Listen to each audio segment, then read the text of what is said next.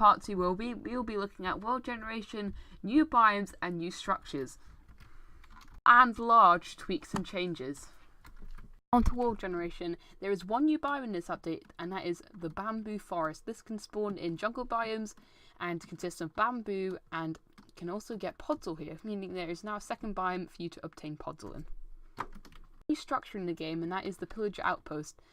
This can be found next to the village and consists of one main tower, but you can also find little buildings like this as well as campsites and little things.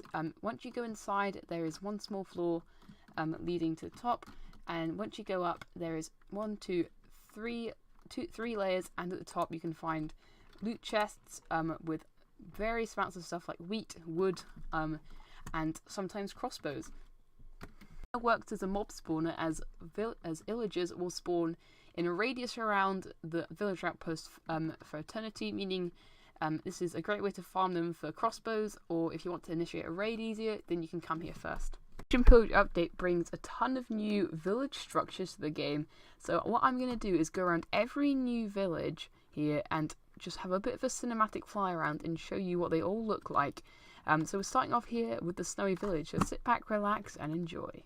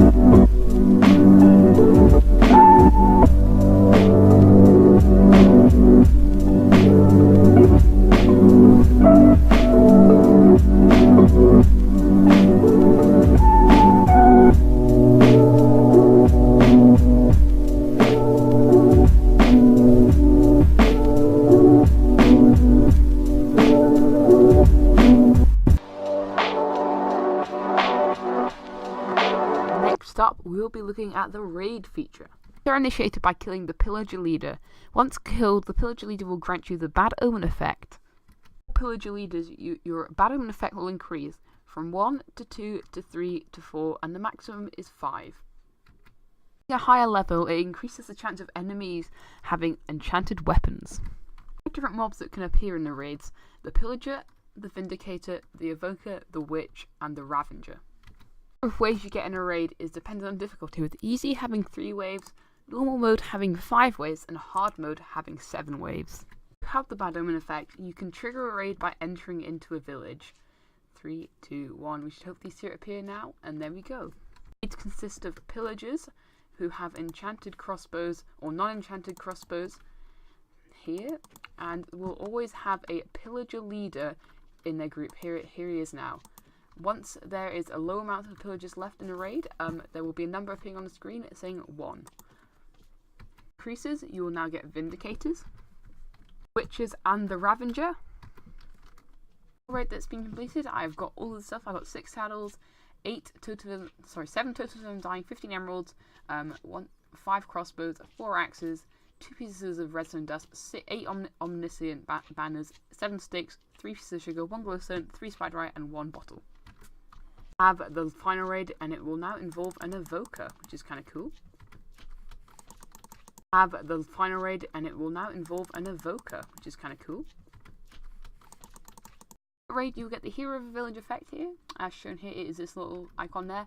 And what will happen is that villagers will give you a 30% discount on all their items, as well as throwing you, each villager type will throw you different items to congratulate you. And here they are. We'll get chainmail armor, different types of meat, some paper, empty map, lapis, redstone, different types of baked good, fish, all the types of arrows, except for a couple others. I think there's a couple ones missing. Leather, book, all the types of wool, clay, hose, pickaxes, stone axes, shovels, axes, and all 3 axes. And look, this guy just threw me some stuff, which is great. That's a good example of what they will do. So yeah, that's Hero of the Village effect. Village type is assigned to a different workstation, so we're going to go through them all. The shepherd here is assigned to the loom. The fisherman here is assigned to the barrel. The butcher here is assigned to the smoker. The armourer is assigned to the blast furnace. Oh dear, whoopsie. The fletcher is assigned to the fletching table. The cartographer is assigned to the cartography table. The toolsmith is assigned to the smithing table. The mason is attached to the stonecutter. The farmer is assigned to the composter. The leatherworker is assigned to the cauldron, and the cleric is assigned to the brewing stand. If you're wondering why I'm getting gifts, I've still got the Hero Village effect. I need to turn that off, don't I? UI, it's now a side-scrolling wheel. Brand new XP levels: Novice, Journeyman, but Master. Have new icons on the belt to display which level they are.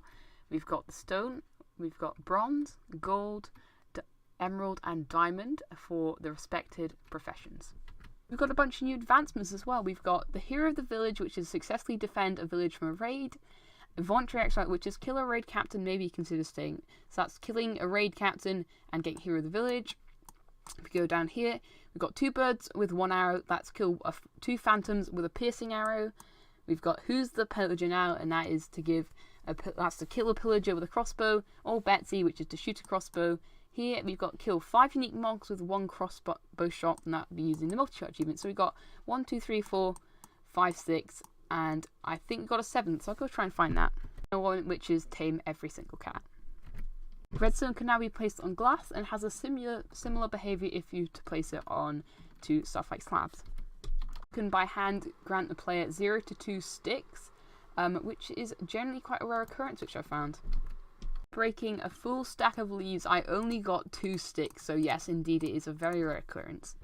Smooth quartz and normal quartz now have different textures, with smooth quartz having completely white edges, but with quartz having a little bit of an edge on the edge. TNT now drops 100% of the items it blows up. 3, 2, 1, boom! Look at that, lovely.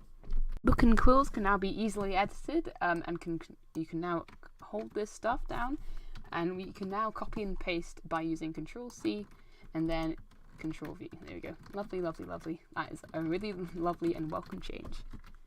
Dead bushes can now be used to smelt stuff in furnaces. Granted, it's not amazing, and it can only smelt around about 3/4 of an item, I'd say. Means to be a village has now been changed. You now only need 1 bed and 1 workstation for it to count as a village, other than having to use countless doors like before. It means iron golem spawning has changed quite a bit, meaning villagers now need to have gossip and need to sleep the night and work before. If a villager happens to get hurt by a zombie, it will increase the chance of an iron golem spawning. Now copy paste onto signs. The chorus plant can now be broken with a bow, or can also be broken with the trident. There we go. Items no longer need a block behind it for you to climb up on it. There we go, nice and easy.